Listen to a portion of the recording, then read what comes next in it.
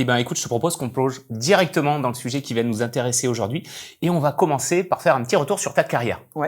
Alors, pour ceux qui ne te connaissent pas, laquelle? Alors, on va remonter un petit peu dans le temps. D'accord, ok. Ça va pas nous rajeunir, mais tu as été championne du monde de triathlon en 2002 et aussi membre des équipes olympiques en 2004 et 2008. Est-ce que tu peux nous parler un petit peu de ça, ce qui t'a amené initialement vers le triathlon et aussi les moments peut-être forts de ta carrière que tu as vécu Alors, en effet, ça nous rajeunit pas. On a tous vu les Jeux Olympiques de Paris. Donc, c'était il y a aujourd'hui plus de 20 ans. On va dire que j'étais jeune à l'époque, ça m'arrangerait. En fait, c'est rigolo comment je suis arrivée là. Rien ne me prédestinait au sport de haut niveau. Des fois, j'aime bien dire qu'en témoigne la cicatrice que j'ai sur la lèvre, parce qu'en fait, la première course que j'ai faite, c'était une course à pied, et au départ, en fait, j'ai trébuché, je me suis éclaté le visage. Je me suis relevée, j'ai couru parce que je me suis dit que ma grand-mère serait inquiète si elle me voyait pas. Bon, elle m'a vu la tête plein de sang. Je pense que c'était au niveau inquiétude, j'avais peut-être mal jaugé. Et en fait, je termine deuxième, mais en partant de la fin. Donc en fait, c'était déjà plutôt pas très bien parti dans l'idée. Et quelque part, en fait, c'était compliqué quand j'étais enfant parce que il y a toujours eu des gens qui ont eu des facilités. Je sais pas si t'as déjà vécu, mais ils travaillent bien à l'école, ils ont plein de copains. Ceux qui te disent j'ai raté l'examen et qui sortent j'ai eu 18. J'ai eu 18, voilà. Moi, si je rate, ça se voit. Ça se voit sur ma lèvre. Il y a plus de rouge sur la copie ou du rouge sur la tête, en l'occurrence. Et en fait, c'était compliqué. Et on a détecté en CE2 que j'avais des difficultés d'écriture, des difficultés de lecture. On a détecté une dyslexie. J'étais ambidextre. Et après, plus tard, on a appris que j'étais HPE. Alors, je me fie toujours un petit peu avec ces diagnostics ou autres, mais sincèrement, alors, HPE, tu peux nous dire c'est haut potentiel émotionnel. Ça fait pas de moi quelqu'un de plus ci ou moins ça, mais c'est plus une capacité à percevoir et ressentir les choses et cette déconnexion totalement dans le monde. Et finalement, le sport a été salvateur. C'est l'orthophoniste qui s'est dit que ce serait peut-être pas mal. Bon, peut-être pas la course à pied dans un premier temps. Après, je me suis mis à la natation, donc moins de risques. On pouvait juste prendre le mur au bout. Et en fait, dans l'idée, petit à petit, ça m'a permis de prendre confiance en moi, de me rendre compte que quand on faisait les choses, on est récompensé. J'ai vraiment axé cette chose-là. Ça m'a appris aussi la patience, la persévérance. Ça a été une très belle école de la vie. Ça m'a appris à gagner, ça m'a appris à perdre et à comprendre qu'il y a toujours des solutions. Quand ça n'a pas marché, c'est juste la solution pour recommencer. Enfin, trouver des solutions pour recommencer la fois d'après et la fois d'après. C'est une étape en fait. Ouais, c'est juste en fait ni plus ni moins que une source d'information pour l'étape suivante. Et petit à petit, les choses avançant, ça a été une grande ascension. J'ai été détectée par la Fédération française de triathlon pour la course à pied, donc je m'étais améliorée. De toute façon, en partant avant-dernière, ma marge de progression... La marge était plutôt là. Elle était énorme, quoi. Elle était énorme. Donc, ce qui est gratifiant au final. Ce qui au final, voilà, vaut mieux des fois partir de très bas. Et en fait, finalement, ça m'a permis derrière d'intégrer les équipes de France, un parcours junior très prometteur, très précoce aussi. Peut-être trop précoce, mais bon, en sport, quand ça arrive, on le prend aussi. On peut pas dire j'ai le temps, parce que on voit que le temps, des fois, on l'a pas tout le temps. Les carrières sportives, c'est court. C'est court, et puis il peut se passer des tas de choses. Il y a une carrière linéaire, ça existe rarement. Et donc, voilà, j'intègre les équipes de France olympiques. Des premiers JO à 21 ans seulement, donc 2004. Et derrière, en fait, le gros burn-out, le vrai burn-out du sportif. Sincèrement, la question qui je suis et pourquoi je fais ce que je fais, j'avais pas la réponse. Mais je crois que tout le monde se pose au moins 1 ou 2, 3 fois dans sa vie cette question-là, avec des cycles. Et là, à ce moment-là, je décide quand même de poursuivre dans le triathlon parce que je me dis, il faut que je trouve les solutions. Je suis toujours câblée à ces solutions. Et je me dis, il y a forcément une solution pour créer une performance plus épanouissante et plus respectable de moi. Parce que pendant des années, et je pense que c'est ce que vivent aussi beaucoup de personnes, j'ai répondu à ce qu'on attendait de moi, à ce que ma fédération, à ce que l'entourage, à ce que les sponsors, à ce que le club attend de moi, tel un bon petit soldat qui exécute, sans savoir si c'était vraiment mon mode de fonctionnement. Et donc c'est pour ça que ça a totalement craqué. Et ma deuxième partie de carrière, finalement, est ni mieux ni moins performante, mais au moins elle est beaucoup plus alignée. Et c'est comme ça que et plus intentionnelle dans le choix et plus respectueuse de moi, plus consciente. J'apprends à dire oui, j'apprends à dire non. J'apprends aussi à respecter les phases de repos, parce que moi j'étais un peu partie dans l'optique que plus j'en fais, plus je serai meilleur. Ce qu'on retrouve souvent, parce que le travail égale la récompense. Ça a été, je pense, une croyance qui m'a énormément aidée à un temps, mais qui a été aussi mon pire cauchemar pendant un temps. Et donc, je réajuste un petit peu tout ça. Je fais les Jeux Olympiques de 2008. Et puis après 2008, je me dis, mais qu'est-ce que je fais? Est-ce que je refais les Jeux de 2012? Et cette sensation d'avoir tourné en rond, d'envie un petit peu d'autres choses. On a la chance en triathlon d'avoir des circuits parallèles, notamment un circuit Xterra ou Alpha Ironman. Alors Xterra, c'est la version off-road du triathlon, c'est natation, VTT, trail, et le format Ironman, Elf Ironman, c'est le longue distance. Et c'est des circuits professionnels qui se font essentiellement, donc certes en Europe, mais beaucoup aux États-Unis. Et là, je décide de tenter l'aventure. C'est une aventure presque plus entrepreneuriale, on pourrait dire ça, parce que voilà, on n'a plus le parachute de la fédération, on n'a plus voilà, on est en totale autonomie. Ok, donc là c'est le côté je vole un peu de mes propres ailes et j'essaie d'explorer d'autres voies qui étaient peut-être pas celles qu'on m'a imposées au début et celle qui était, on va dire, le schéma assez classique. Voilà, c'est il y a pas de c'était mieux sur la main. Je pense que ça a correspondu vraiment à ce que j'avais besoin, une structure fédérale, le pôle France, et puis après peut-être cette envie en fin de carrière de faire et de voir autrement et autre chose. Ok, ça c'est génial. Gros parcours professionnel, je veux dire. Oui, professionnel et sportif, parce que quelque part, une fois qu'on est professionnel, on était vraiment payé pour courir, pour le coup. Alors, il y a eu un événement qui était complètement indépendant de tes choix et de ta volonté, qui arrive en 2013. Ouais. C'est la découverte et le diagnostic d'une tumeur cérébrale qui, du coup, a mis fin à ta carrière professionnelle. Est-ce que tu es OK pour nous partager un petit peu ce qui s'est passé à ce moment-là? Si ça peut décliquer sur des personnes, tant mieux. En fait, alors déjà, on dit que les sportifs ont rien dans la tête. Il y avait un peu de monde, quand même. C'était pas vraiment le nombre, les habitants prévus. Je sais que j'ai toujours eu du monde dans ma tête, mais peut-être pas de cette nature-là. Et c'est vrai que en fait, c'est le 31 août 2013. Beaucoup de symptômes dérangeants. Je suis en pleine saison parce que je suis encore athlète de haut niveau. Et c'est presque dommage parce que j'ai l'impression que j'ai enfin acquis la maturité. J'arrive sur les courses avec à la fois cet état stress bien maîtrisé, émotionnel, je sens que j'ai la maturité, j'ai 30 ans, donc il me reste 4-5 ans de carrière internationale, je me dis ça y est. Oui, il y a la maturité physique aussi à 30 ans, il y a la maturité, l'approche des grands événements, tout ça, et puis voilà, en pleine saison, le verdict tombe. Alors, c'est là où ça apporte une relativité énorme, c'est-à-dire que face à un diagnostic comme ça, les oui mais machin je verrai ou autre, c'est assez binaire, tu vas vivre ou tu vas mourir, c'est oui ou non. Et moi j'ai eu la chance parce que les traitements ont très bien fonctionné et ça se passe pas toujours ainsi. Donc voilà, j'estime que je remercie la vie parce qu'elle m'a donné l'occasion de continuer à jouer. Et donc en effet, là du jour au lendemain, tout s'arrête. Et faut reprendre un petit peu dans le contexte d'un athlète de haut niveau. Quand tout s'arrête, c'est tout s'arrête. C'est-à-dire que même si moi je gagnais très bien ma vie dans le triathlon, j'avais pu faire quelques placements en immobilier, mais pas de quoi être rentière ou pas de quoi assurer des générations non plus. Donc ça veut dire qu'en gros du jour au lendemain, tu perds tous tes sponsors, tu perds toutes tes primes, t'as rien, t'as pas de parachute, t'as pas de chômage, t'as le droit à rien. Et là tu te dis en gros, je suis à poil avec une tumeur au cerveau. Alors s'ensuit en fait les traitements, 8 mois de grands traitements. Alors paradoxalement, c'est là où l'entourage a peur, mais moi pas. Parce que en fait, je suis dans un tunnel en me disant OK, toutes les 5 semaines, j'ai un cycle de traitement.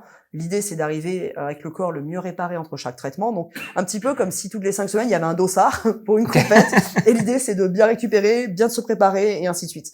Et le grand chaos, il est vraiment quand on te dit OK, vous êtes guéri. Alors ma tumeur elle est non opérable, donc il la contrôle tous les ans. J'ai une photo de mon cerveau tous les ans, donc c'est déjà ça. Mais quelque part tout le monde peut être soumis à quelque chose. C'est pas tomber dans le mélodramatique, mais voilà, c'est apprendre à dire que ça fait partie de moi. Et après, c'est par contre, une fois que tout s'est arrêté, c'est le fameux « et maintenant ». Qu'est-ce que je vais faire? Avant qu'on passe sur le « et maintenant », il y a des choses que tu as dit que j'ai trouvé. Le parallèle, tu l'as peut-être fait volontairement ou pas, entre justement aborder cette épreuve-là comme une épreuve sportive. Et en quoi le sport et ton expérience que tu avais déjà du triathlon t'a aidé à faire face à un événement comme ça? C'est de lâcher ce qui t'appartient de ce qui ne t'appartient pas. Et prendre la responsabilité de certaines choses, c'est-à-dire que il est de ma responsabilité je prends l'exemple du traitement, mais ça pourrait être dans tout dans la vie, de bien m'alimenter, de faire gaffe à mon sommeil, de faire gaffe à mon activité physique. Pour replacer aussi dans le contexte, je passe d'athlète de haut niveau à le défi, c'est de marcher 20 minutes par jour, parce que voilà, j'ai des lourds traitements aussi. Donc en fait, ça, c'est de ma responsabilité. C'est de ma responsabilité. Alors, je suis pas non plus comme, allez, je vais bien, tout va bien, voyons les choses. Ça s'appelle les dépressifs de la pensée positive. Donc, j'accepte qu'à des moments donnés, il y a des moments de peur, il y a des moments de doute. Mais rapidement, je leur laisse à leur juste place. Je fais pas comme si ça existait pas. Parce que ça m'appartient de construire ça. Ce qui ne m'appartient pas, c'est comment le traitement va fonctionner, comment la tumeur va se propager ou pas. Tout ça, ça ne m'appartient pas. Et donc, en fait, on lâche ce qui nous appartient pas, on arrête de s'énerver, on arrête d'avoir peur. Ensuite, ce qui m'a aussi beaucoup aidé, c'était d'être dans le moment présent, sachant que la projection du futur, ça se trouve, t'es mort.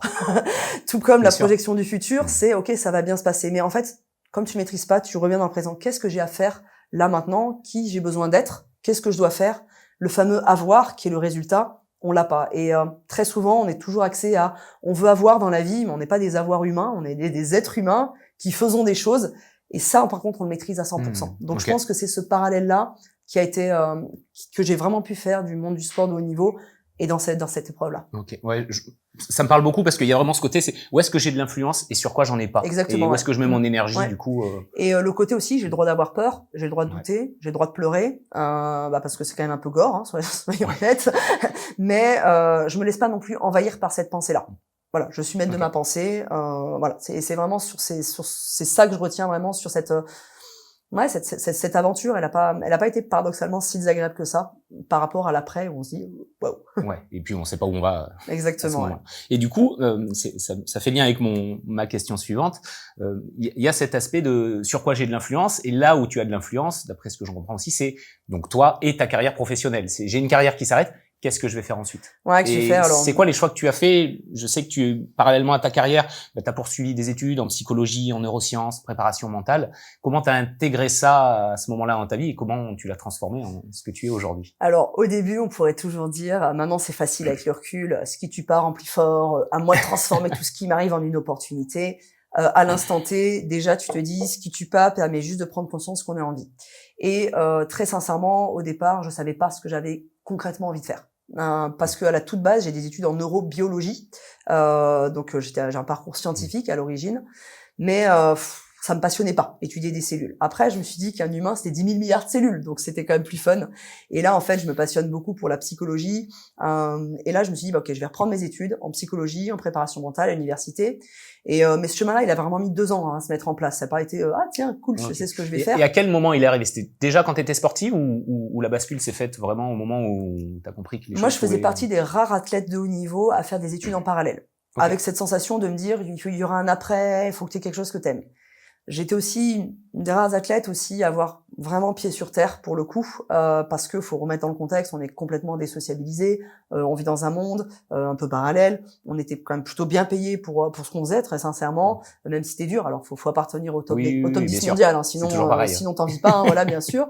Mais quelque part en fait dans la vraie vie, tu connais pas la vraie vie. Alors c'est marrant parce que c'était une vraie vie que j'avais, mais j'estime que c'était quelque chose de parallèle. T'es dans une bulle. Ouais, t'es dans une bulle. Mais moi j'avais très rapidement compris, notamment après les premiers Jeux Olympiques, que mon identité n'était pas celle de Marion athlète. Donc j'avais quand même déjà dissocié qui je suis de mes résultats. Ce qui est pas forcément évident parce qu'en sport de haut niveau, t'es aimé, t'es payé, t'es sponsorisé en fonction de tes résultats. Donc c'est très facile d'avoir un petit peu cette double identité qui se met. Je suis mon résultat, mais on le retrouve aussi dans la vie de tous les jours. Hein. C'est juste qu'en sport de haut niveau, tout est démultiplié, les ascenseurs émotionnels. Et là, à ce moment-là, donc moi j'avais quand même les études, j'avais dissocié mon identité, et malgré tout, ça n'a pas été si évident que ça. Et c'est de longues discussions aussi avec mon entraîneur de l'époque qui finalement m'a même accompagné finalement après parce qu'on avait plus des discussions philosophiques que on avait plus de discussions à avoir sur le seuil et la VMA et la force max, donc il fallait bien qu'on parle d'autres choses. Et qui m'a dit mais aujourd'hui en fait il m'a apporté une relativité au monde du sport de haut niveau. Il dit en fait ne vois plus le sport de haut niveau comme quelque chose de waouh. C'était juste une étape de ta vie, un moyen de t'exprimer toi. C'était un moyen. C'était pas voilà. Une finalité. Finalement. Et il m'a clairement dit, tu verras dans 10 ans, tout le monde s'en foutra de ta carrière. Alors apparemment non, tu m'interroges dessus, mais moi ça m'intéresse. Mais personne se souviendra de tes titres et toi-même tu verras ce qu'il en est. Et il a raison, ma médaille mondiale, elle est dans une boîte en chaussures dans le garage quelque part. Donc en fait dans l'idée, apporte cette relativité à ça. C'était juste un moyen. À toi maintenant de trouver un autre moyen pour avoir de l'impact. Et aujourd'hui, le monde du sport de haut niveau a été peut-être parfois douloureux, mais il t'a beaucoup apporté. T'en as forcément tiré des choses. À toi maintenant d'en faire quelque chose. Et c'est là que m'est venue l'idée de me dire, j'ai trop envie de transmettre. J'aime beaucoup transmettre. J'aime beaucoup apporter. Et si mon histoire, en toute humilité, peut aider des personnes, si mon approche peut aider des personnes, pourquoi pas. Et j'en suis venue au fait que finalement, tu peux être mal barré au départ et te faire éclater la tronche un départ de course à pied, comme quand j'avais l'âge de 7 ans, et finalement arriver à faire des grandes choses. Tu n'es pas champion, tu le deviens. Tout comme tu ne n'es pas parent, tu le deviens. Tu ne n'es pas entrepreneur, tu le deviens. Il y a vraiment un petit peu toutes ces choses-là. Et là, je me suis dit, ok, je vais reprendre la psychologie, comprendre comment l'humain fonctionne pour finalement que chacun puisse être la meilleure version de soi. Et c'est ça qui m'a en fait animée. Et aujourd'hui, ma vraie mission, c'est créer des success stories chez les gens, quoi. C'est ça en fait que j'adore. Ça, c'est génial. Et du coup, comment tu t'es formé? Qu'est-ce que t'as fait? Est-ce que tu as suivi un cursus particulier? Alors, j'ai toujours deux cursus. Mm. Le cursus officiel, c'est-à-dire l'université, la fac de psycho, la diplôme de préparation mentale. J'ai également fait des formations en programme neurolinguistique parce que c'est dans la PNL, parce que c'est l'approche un peu scientifique, plus les études en neurosciences. Et après, l'étude un petit peu autodidacte et puis terrain. Voilà. Je pense qu'il faut toujours associer vraiment les deux. Je pense qu'il faut pas s'enfermer en disant moi je suis que autodidacte, la vie est mon école. Je pense qu'il faut quand même des bases un peu solides, des bases solides et puis une procédure pour accompagner la personne. Mais voilà, c'est pas non plus être esclave de l'étudiant éternel qui est que dans la maîtrise des choses et ne joue jamais sur les deux. Ok. Et du coup, aujourd'hui, tu accompagnes plutôt des dirigeants, des managers, des cadres dans ce que l'on appelle grossièrement la préparation mentale. Ouais. Et c'est vrai c'est un mot qu'on entend souvent, mais on a du mal à savoir ce qui se cache derrière. Et quel parallèle, toi, tu vas faire entre justement la préparation peut-être mentale et physique d'un athlète de haut niveau et la préparation d'un professionnel au sens plus large? Alors, c'est vrai que moi non plus, je sais jamais comment on définit la préparation ça me rassure. C'est comme les mots coach, coaching, préparateur mental, consultant, mentorat, tutorat. On sait pas trop. On va dire que quoi qu'il en soit, c'est des gens. Alors déjà, le parallèle entre un cadre, un dirigeant, un manager, mais même un particulier, un entrepreneur. Bon, le point commun avec un sportif de haut niveau, c'est un humain. Voilà, déjà.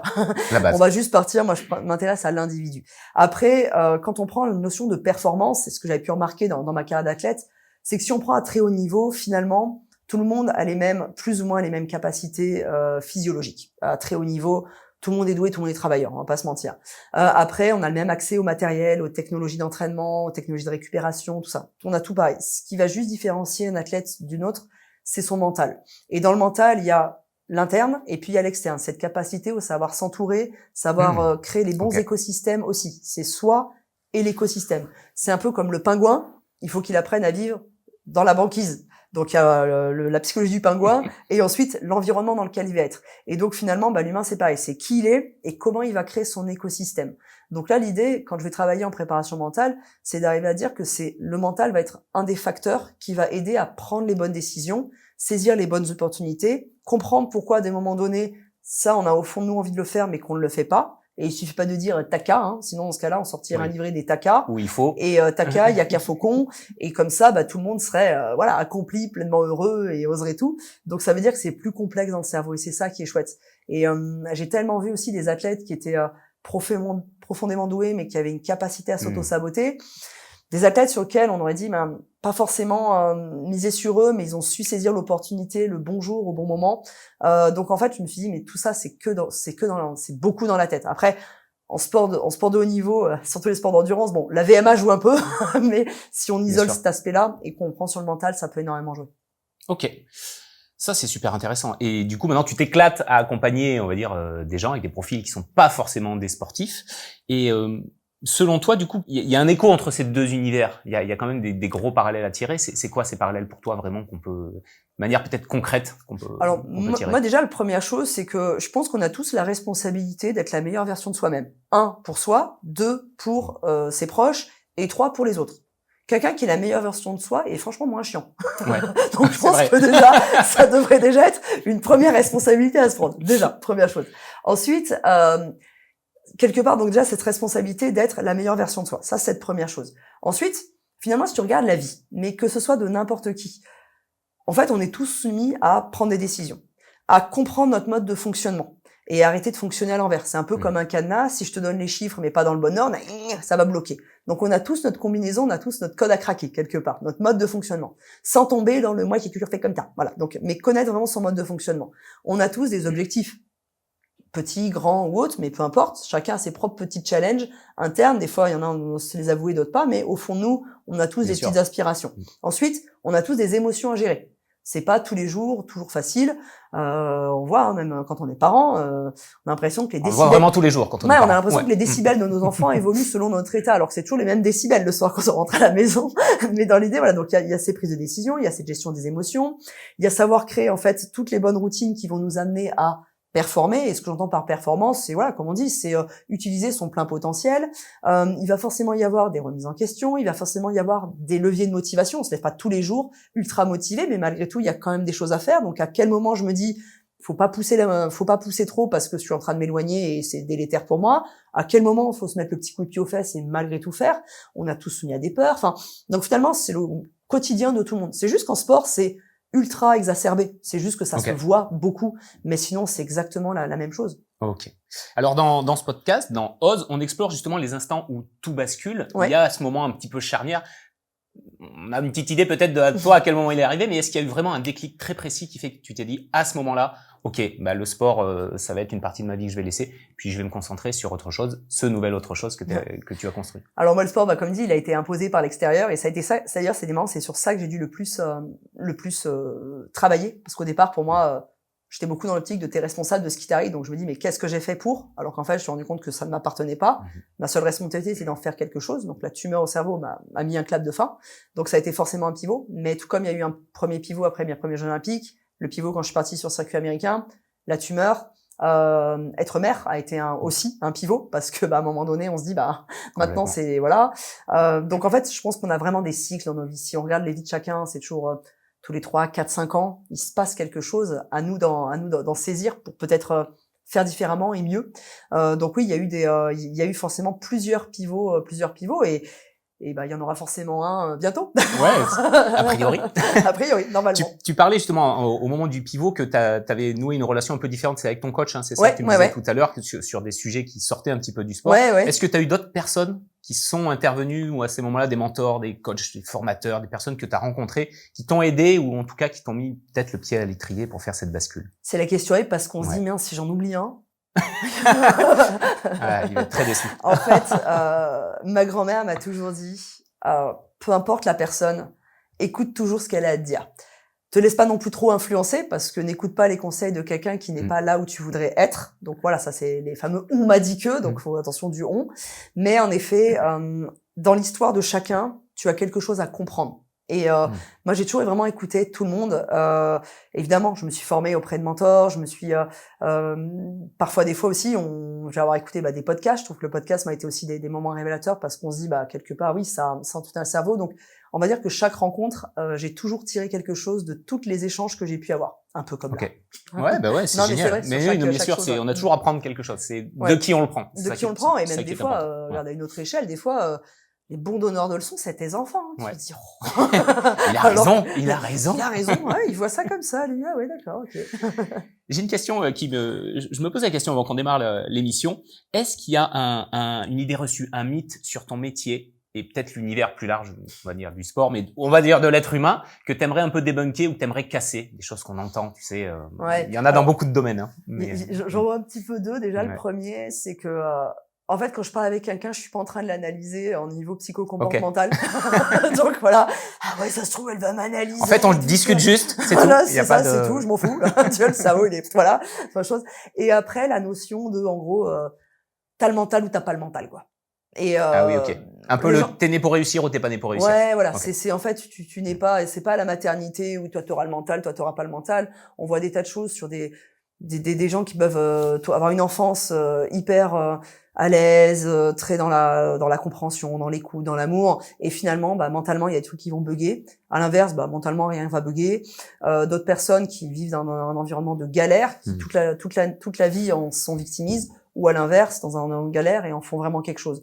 Donc après il y a ce qu'on décide de faire de ce qui nous est arrivé, mais il n'y a pas de toi tu vas réussir ou pas réussir. Et les choses s'acquièrent en fait. Il n'y a pas de, on peut avoir été et puis on peut avoir aussi des périodes compliquées dans sa vie et c'est pas pour autant qu'on n'a pas eu le mental.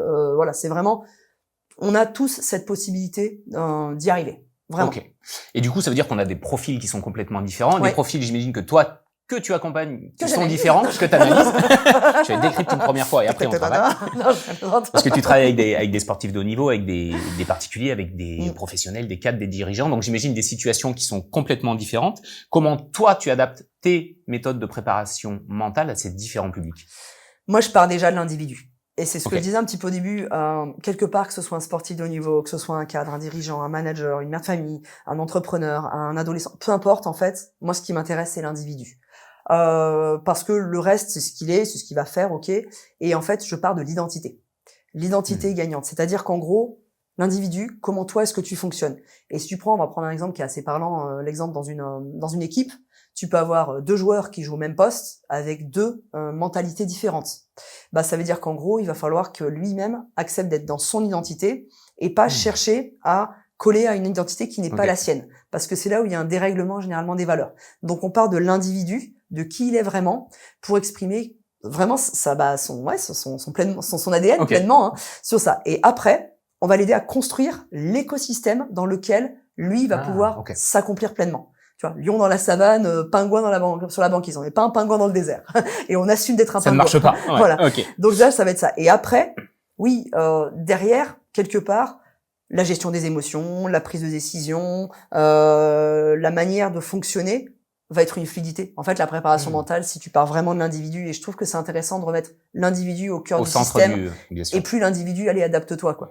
Et est-ce qu'il y a des barrières mentales courantes que tu retrouves de manière un peu, pas générique, mais qui reviennent souvent? Je vais te prendre mon cas dans la prise de parole en public. Souvent, les gens ont peur de s'exprimer. Ils ont peur du regard des autres, ils ont peur du jugement, ils ont peur de se tromper. C'est quelque chose qui revient couramment. Est-ce que toi, dans ta discipline, il y a des choses qui reviennent un peu couramment?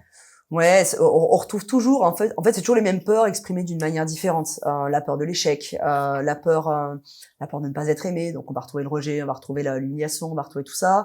La peur de ne pas être à la hauteur, la peur de se décevoir. On retrouve toujours, en fait. Alors l'idée, c'est que ces peurs, elles ont une raison d'être, elles sont souvent liées à notre histoire, autant qu'elles sont pas liées à notre histoire. Des fois, c'est celle qu'on va se raconter. C'est comme, je sais pas, un jour, quelqu'un a décidé qu'il fallait avoir peur des araignées, donc tout le monde se met à avoir peur des araignées. Alors qu'en fait, je pense qu'il vaut mieux avoir peur d'un petit ours blanc. Pourtant, on va acheter des peluches ours blancs, mais jamais une peluche araignée. C'est assez rare. Donc, en fait, il y a toutes ces croyances. Et nous, l'idée, c'est de débâtir ces croyances sans casser l'histoire de la personne, puisqu'elle a ce vécu-là. Donc, en fait, on va identifier pourquoi tu te racontes ça. Ou pourquoi, quand tu es dans chaque situation, tu recrées ce schéma de répétition qui va en plus, alors ce qui est un peu con chez l'humain, c'est que il a cette croyance. Du coup, il va créer le schéma, et le schéma va lui dire, ah bah, tu vois, j'avais raison. Eh ben ouais, biais de confirmation. Et donc, du coup, la fois d'après, comme biais de confirmation, il va recréer. Donc, il faut absolument arrêter ce cycle-là, et plutôt repartir dans l'optique de dire, OK, pourquoi je me raconte ça? Est-ce que finalement, ce que je me dis est vrai? Et on a rarement accès à la vérité. On a rarement accès finalement à la vérité, parce que la vérité, c'est ce qu'on décide de se raconter. C'est comme... face à toute situation, ok, telle situation est galère, ah bah non, il y en a qui vont trouver ça galère, il y en a qui vont trouver ça plutôt une source d'opportunité. Donc c'est vraiment d'arriver à trouver qu'est-ce qu'est la vérité. Comme il n'y a pas vérité, on neutralise. Ensuite, on va créer le chaos dans la croyance. Et si je pensais différemment, juste pour voir ce que ça donne, alors au début la personne ne le croit pas, mais à force de l'implémenter, on va créer la nouvelle croyance. Il y a cette croyance qui dit ça, il y a cette croyance qui dit l'inverse, et en fait on va neutraliser, et en fait on n'a plus cette fameuse croyance limitante. D'accord. Donc c'est ce qui permet d'avancer, de se transformer. C'est ce qui permet d'avancer et même de se découvrir sous un autre format, bien sûr. Une autre format, tout en restant soi, bien sûr. Et du coup, dans tes interventions, que ce soit en entreprise ou ici à la Clermont School of Business, comment toi tu contribues justement à ce développement un peu personnel, parce que il reste personnel aussi et professionnel des personnes que tu accompagnes? Alors, ce qu'on entend par le développement personnel, je mets un petit peu de choses. C'est-à-dire qu'il y a le développement personnel qui a eu un fort engouement ces dernières années en France. Moi, je mets un tout petit bémol sur ça parce que le développement personnel classique, comme on peut le voir, les livres, les méthodes 10 méthodes pour être heureux, et tu dis, je suis à la 9e méthode, j'y arrive toujours pas. Ça marche pas. 21 jours pour changer son habitude. Au bout de 20 jours, tu te dis bien plus qu'un jour. Ou tu y es arrivé, mais 2 mois plus tard, tu y es plus. Donc, en fait, il y a une vulgarisation du développement personnel et un accès facilité. Ça, c'est bien parce que ça a permis déjà un peu d'ouvrir les consciences. Attention sur ces méthodes-là parce que justement, elles sont très génériques, très méthode toute faite, et la difficulté c'est que les gens essaient de coller à la méthode et ils ont l'impression que s'ils n'arrivent pas à appliquer cette méthode, le problème vient d'eux. C'est la fameuse douche froide à 5 heures du mat, les 40 minutes de méditation à 6 heures du matin, les 10 000 pas par jour, les 10 000 pas par jour, tout ça peut correspondre à un moment, donc ça aide à passer un premier cap. Après ça peut créer un plafond de verre, et c'est pour ça que moi ce que je mets le plus, et c'est ce qui est énorme aussi en sport de haut niveau, c'est qu'on individualise. Paradoxalement, tu vois, on était en équipe de France. On avait toutes plus ou moins le même niveau, le même calendrier de course, le même objectif. On avait en réalité que 30 à 40% de notre entraînement commun. Les 50 à 60 autres %, c'était de l'individualisation, de la personnalisation. Parce qu'on n'a pas toutes les mêmes capacités de récupération, la même appétence. Certaines aimaient les séances diverses, très, très variées, d'autres aimaient toujours ce cycle-là. Donc l'idée, c'est que c'est exactement pareil dans la psychologie. Il y a des fondamentaux, mais après, il faut absolument les personnaliser pour que l'individu puisse finalement acquérir des outils et un petit peu les designer, être l'architecte de sa propre vie. Ouais, quoi. bien sûr, parce qu'un outil qui marche pour toi marchera peut-être pas pour moi et Voilà. inversement. Il y a des fondamentaux, mais en effet, et le problème c'est que si on s'acharne à se dire mais allez tu dois machin de ça, ben il y a un moment où l'individu il va dire mais en fait le problème c'est moi, ça marche chez les autres mais pas chez moi. Pourquoi? Et Pourquoi? Du coup on en revient à moi je suis pas né pour réussir, moi je suis pas né pour réussir, et puis il y en a qui réussissent, et puis moi ci, et puis moi ça, et alors on va bien ressoulever tout dans l'enfance. Donc l'idée voilà c'est d'aller dans une personnalisation, et c'est pour ça que mon métier il est important, parce que la personnalisation avec ton propre œil, tu peux pas le faire puisque tu le fais avec tes biais à toi, tes perceptions à toi. Donc l'œil extérieur va permettre de redesigner, et c'est là où on fait du sur-mesure, c'est ce qui nous rend unique et c'est ce qui nous rend performants. Ok, ça c'est bien résumé je trouve sur ton site, parce qu'on peut lire cette citation où tu dis « Nous sommes libres d'agir pour devenir la meilleure version de nous-mêmes ». Ouais, libre. Et alors moi, encore, j'étais soft sur le site parce que nous avons la responsabilité d'agir. J'ai dû le tourner soft. ChatGPT m'a dit c'est un peu fort.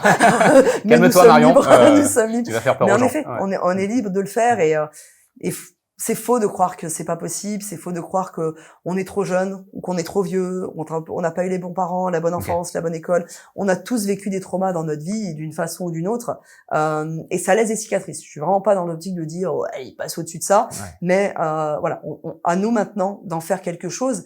Et notre histoire peut aussi aider quelqu'un. Et là, il y a même derrière une responsabilité de contribution. Et on enlève un petit peu cet égoïsme de moi, et au contraire, on va contribuer, parce qu'on peut tous, je pense, à notre échelle, aider quelqu'un. L'idée, c'est pas d'être des sauveurs, mais c'est d'être des individus alignés qui inspirent les autres. Ok. J'ai l'impression du coup que cette philosophie-là de vie, elle te suit dans ta vie pro, mais aussi ta vie perso. Ouais, bah oui, ça infuse forcément entre les deux mondes. On est une seule et même personne. Si on a une barrière en disant moi je suis comme ça dans le pro et je suis comme ça dans le perso. Alors c'est vrai que si t'arrives chez toi et que tu mets tes affaires en boule et que tu t'assois sur le canapé et que tu pètes, bon peut-être qu'en entreprise c'est peut-être pas. Oui. Faut adapter ton comportement pour coller aux normes sociales. Mais après dans l'idée, en effet, si on est bien aligné, il n'y a pas de raison d'être comme ça avec telle personne, comme ça avec tel autre. Ça c'est quand la peur nous paralyse, et j'ai peur de pas être moi, donc je vais coller à ce qu'on attend de moi. Mais ça dure jamais. Ok. T'as eu un parcours très riche. Oui, peut-être. Et du coup, si j'entends ça, tu vois, on est remonté un petit peu 20 ans en arrière. Si justement tu pouvais reparler à la Marion d'il y a 20 ans, tu lui dirais quoi en une phrase?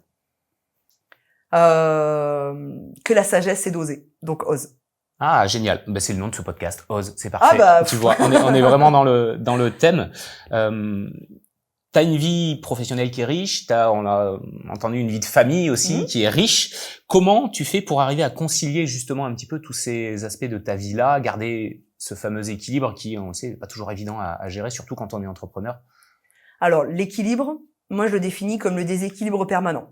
J'ai lâché l'utopie de l'harmonie totale où tout est bien équilibré, tout ça, machin. J'ai eu donc moi je me suis séparée du papa de mes enfants, elle était vraiment toute petite, j'ai eu au départ en garde majoritaire. Donc j'étais maman solo avec une petite de 5 mois et 2 ans à gérer en totalité, et une boîte à créer. Donc il a fallu aussi faire des choix. Pendant un temps, c'est vrai que j'ai privilégié ma vie de famille, ma santé et la création de mon entreprise. Et en plein Covid, j'ai créé une deuxième boîte tellement ça marchait. Donc tout est possible, même avec des enfants en bas âge. Et puis après, là aujourd'hui, ma société tourne, donc j'ai peut-être plus de temps pour une vie sociale. Mes enfants aussi sont une priorité, parce que on m'a toujours dit tu verras, le temps passe super vite. Alors j'ai pas dit les vieux ils disent tout ça. Je me dis si les vieux le disent, c'est qu'il y a une raison. Donc, là on a peut-être des choses à prendre de quelqu'un d'autre qui a du vécu. C'est intéressant. Et là pour le coup c'est vraiment aussi de privilégier. C'est vraiment des vrais temps de qualité avec mes enfants. Et en fait c'est juste, par contre, c'est pas dans la politique minimaliste, mais d'avoir de la clarté sur ce que je veux vraiment, et de pas me surcharger sur des choses qui ne font vraiment pas sens. Tu vois, est-ce que si ça c'est en fait moi je raisonne dans ma vie, alors ça peut paraître hyper dur, je sais, mais temps, énergie et valeur. Le temps, quel est le temps que j'accorde sur chaque chose?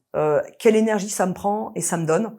Et ensuite, quelle est la valeur? Temps, si je vais raisonner en termes d'entreprise financière, chiffre d'affaires, revenus, clairement, ou valeur sur est-ce que finalement ce que je suis en train de faire là, c'est finalement dans ma valeur. Voilà, si je fais telle mission, mais que c'est pas du tout mon cœur de métier, est-ce que ça vaut vraiment le coup? Donc voilà, toujours raisonner temps, énergie, valeur. C'est une vraie conscientisation de tes décisions en fait. Exactement.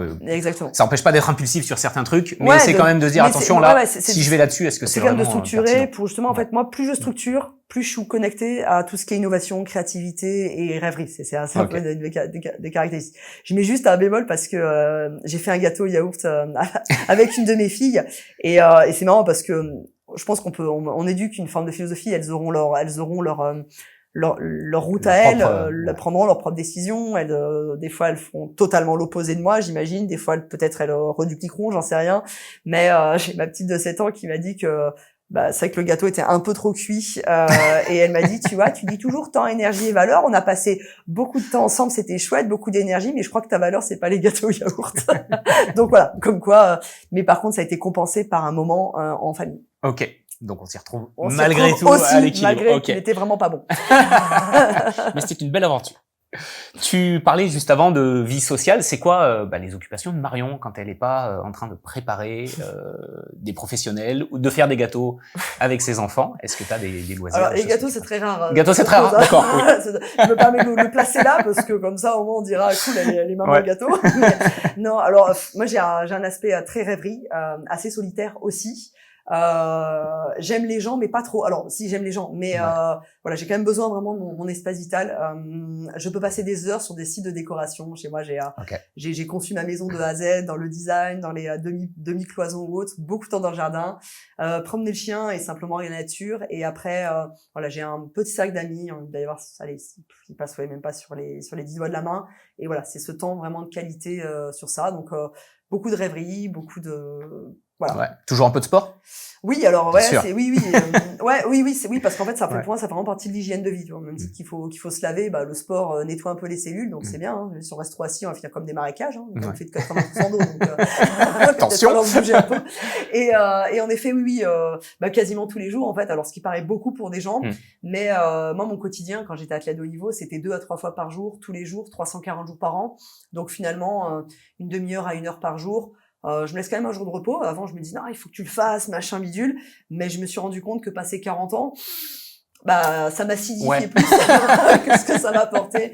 Donc, 5-6 fois par semaine, l'activité. Ah oui, donc ça reste, oui, pour le, entre guillemets, le commun des mortels comme nous, ça peut paraître un peu intense. Ça paraît aussi. Mais, mon corps a été préparé à ça.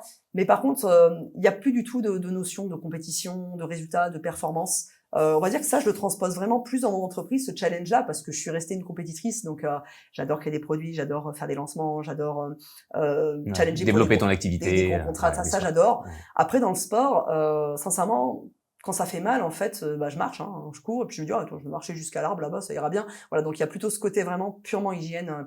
Okay. Et puis d'un point de vue santé aussi, je peux pas me permettre de pousser mon corps, ce serait le mettre en danger. Oui, bien sûr. Voilà, par rapport à avec l'équilibre, voilà. Mais ça fait bien. Ok, cool. Je te propose un petit défi, 1 minute chrono pour répondre à un maximum de questions. Ok, on met tout ça, alors c'est parti. Donc on répond, j'allais dire sans trop réfléchir, à l'instinct. Ok. Voilà, ça marche. Ça me correspond. T'es prête? Parfait. Allez, c'est parti. Marion, ton film ou ta série culte? Toy Story. Toy Story, le pays que tu as adoré visiter? J'ai des racines italiennes, l'Italie. Ah, tu es plutôt du matin ou du soir? Du matin. Du matin. Le super pouvoir que tu rêverais d'avoir? Ah, des fois, c'est de mettre pause et de pouvoir rembobiner. Ok. Et de recommencer. Un objet que tu emportes partout? Ça craint, mon téléphone. Ouais, comme tout le monde. La compétence qui te sert tous les jours? Cette capacité à croire que tout est toujours possible et d'avoir de la vision. Un mot que tu détestes entendre? J'aurais dû. J'aurais dû. Ce qui te motive le lundi matin? Alors, j'ai pas de notion de jour de semaine. Donc, ce qui me motive, c'est de me dire qu'est-ce que je vais apprendre aujourd'hui. Le pire conseil pro qu'on t'ait donné? D'être quelqu'un d'autre. D'étouffer ma personnalité, d'être colle au moule, quoi. Ok. Et la dernière, une personne qui t'inspire au quotidien? Ce qui me vient là, Taylor Swift. Allez. Taylor Swift. Ah, génial.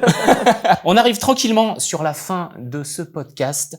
Je te propose, pour terminer, est-ce qu'il y a un conseil ou peut-être un, deux, allez, on va dire 3, nous on aime bien le chiffre 3. Ouais. Conseil, quelque chose de très pratique. Voilà, activable, quelqu'un qui se retrouve dans une situation, peut-être qu'il est bloqué, qui a besoin, on a parlé de mentor, on a parlé de formation, on a parlé de coach. Qu'est-ce que tu conseillerais à ces personnes-là pour faire un premier pas, peut-être vers une transformation? Alors, moi, je conseille pas les gens, je leur dis pas, il faut autre. Mais peut-être si je peux leur partager, quand je suis sortie des traitements médicaux, enfin des traitements de la tumeur, je me suis dit, ok, ne vis pas la vie de quelqu'un d'autre. Après, il y avait aussi, l'identité. Ne sois pas le fruit de l'opinion publique. C'est pas parce que les gens vont te dire que ça, c'est possible, pas possible, t'es pas obligé de les croire. Et enfin, c'est vraiment de suivre son cœur, son intuition, parce que dans le fond, ils savent vraiment la personne qu'on a envie d'être. Et aujourd'hui, ne pas rester seul. Il y a plein de manières de se faire accompagner. Voilà ce que je dirais. Ok, super. Et si tu avais une action très concrète, alors je sais que c'est un peu large parce que ça dépend des situations de quelqu'un.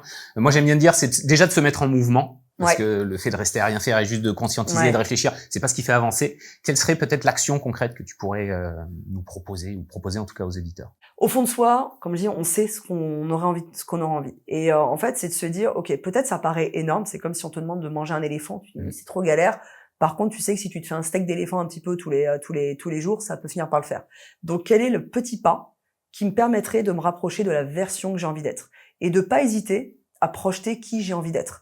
On fait des tas de to-do list, on fait des tas de gestion de projet, sauf qu'on a oublié qu'en fait le personnage principal de notre vie c'était nous, et s'écouter, de savoir mais dans le fond qui j'ai envie d'être et quelle est l'attitude et l'intention que je peux mettre pour me rapprocher de cette personne-là, et qui juste aujourd'hui un petit pas et un autre par principe d'effet cumulé. Je pense qu'on peut tous devenir la personne qu'on a décidé d'être. C'est ma croyance. Mais n'empêche qu'elle marche. N'empêche qu'elle marche. Et ben on terminera là-dessus. Merci beaucoup Marion d'avoir passé ce temps génial avec moi. Merci C'était beaucoup. À très bientôt. Super.